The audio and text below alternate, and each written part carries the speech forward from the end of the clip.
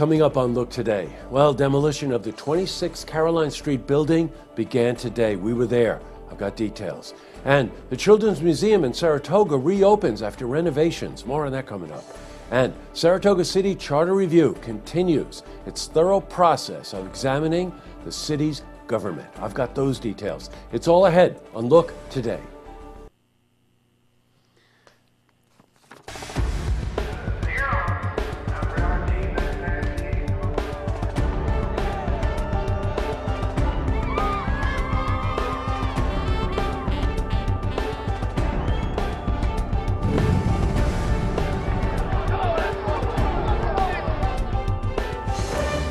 Welcome, everyone.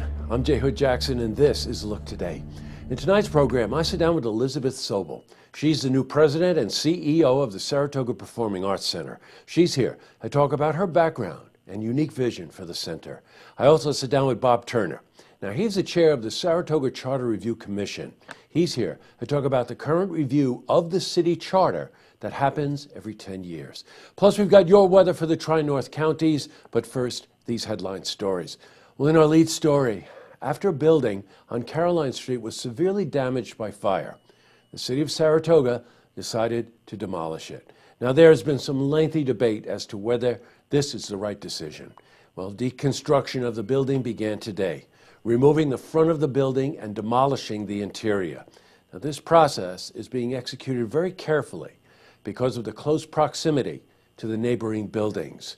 Well, now, there were some who believed that the facade of the building should have been preserved.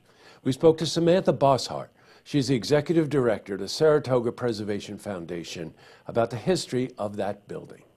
The building, it was built circa 1870 as a tannery for Charles H. Sturgis. It was later home of the Palmetto Fruit Company as well as the Coronet Press building. And so it has had a long history. It has detailed brickwork that's very similar to the Adelphi Hotel. It is a contributing building to the Broadway Historic District. Boy, we were over there today. It's heartbreaking to see this building come down, I'm telling you. Oh, you know, we also spoke to her about the importance of such historic buildings in our community. I think anytime you lose a facade in a downtown district, you have a missing tooth, and you know, it just changes the dynamic of the streetscape. And so to lose this facade is definitely going to be a loss to the community. Okay, in other news, the Children's Museum in Saratoga recently reopened after a few months of renovations. Now, the museum upgraded its facilities, creating a lunchroom and extra space for exhibitions. Well, we spoke to Michelle Smith. She's the executive director of the museum. We were closed to do a renovation of the building, which enabled us to create new spaces, new exhibit spaces, as well as some additional rooms. The benefit to the new rooms and the additional spaces allow us to meet the needs of the increasing numbers that we were seeing, as well as giving us the opportunity to do more programming for the community. And the museum received a grant for these upgrades. So we spoke to David Lotto. He's the education director about this.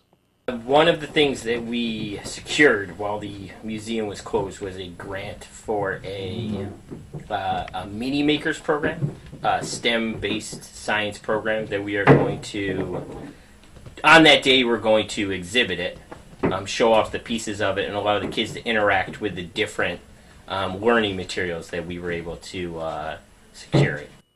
Now, the museum will have its official grand reopening on January 19, and we will have more details on the museum. Switching from news to weather. The region got a lot of snow, and of course it was Monday morning, forcing a lot of schools to close for the day. Let's see how the week is shaping up. For a more detailed look at our weather, let's head to the Glens Falls Weather Center for a look at your first forecast.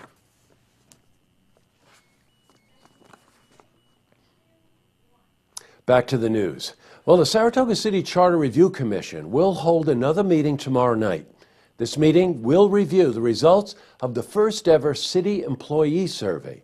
Now, after which the commission will consider a motion on whether to draft a charter with an alternative form of government. That would be to the current one we have now. Now, we will have updates on Wednesday when we talk to the commission's chair, Bob Turner. Now, I also sit down with Bob later on in this show for a repeat of the interview where he discusses the current progress of those meetings. Plus, I also sit down with Elizabeth Sobel. She's the new president and CEO of the Saratoga Performing Arts Center. She's here to talk about her background, great background, and unique vision for the center. But first, if you see news happening, you want to share a story idea. How about join us for an interview? Give us a call on the hotline. The number is 798-8000. Well, that's all the time we have for this edition of Look Today. A couple of lookouts. Hope you all had a safe weekend, by the way. A lot of people are out and about. We also did our first basketball game, our first play-by-play basketball game of the season. It was girls basketball, Saratoga and Ballston Spa. And I don't want to ruin anything for you if you haven't watched it yet, but Saratoga's got one heck of a team. Looking ahead, which I like to do on Mondays this week, we're going to have a lot more information and interviews on the Saratoga Charter Commission. The folks from Cafe Lena are coming in to give us an update on all the progress that's going on there. And at the end of the week, Ed Bartholomew, who runs EDC up in Warren County, is going to be in to give us an update on a bunch of things that are going on there. And Ed also sent me an email to remind you that the United Methodist Church in Glens Falls, every year they do a Christmas breakfast. It's a wonderful way for a lot of people to get a healthy, great start to Christmas Day. And they need volunteers. So Ed shot me a quick email, so I want to pass that on to you again. United Methodist Church in Glens Falls needs some volunteers for Christmas morning breakfast. The number you can call is 538-2426. 538-2426. All right, tonight on Look TV, Beyond the Headlines. We're taping some new Beyond the Headlines this week, by the way. And also, as I mentioned, play-by-play. And don't forget, tune in tomorrow night for the stories that matter to you. Good night, everyone.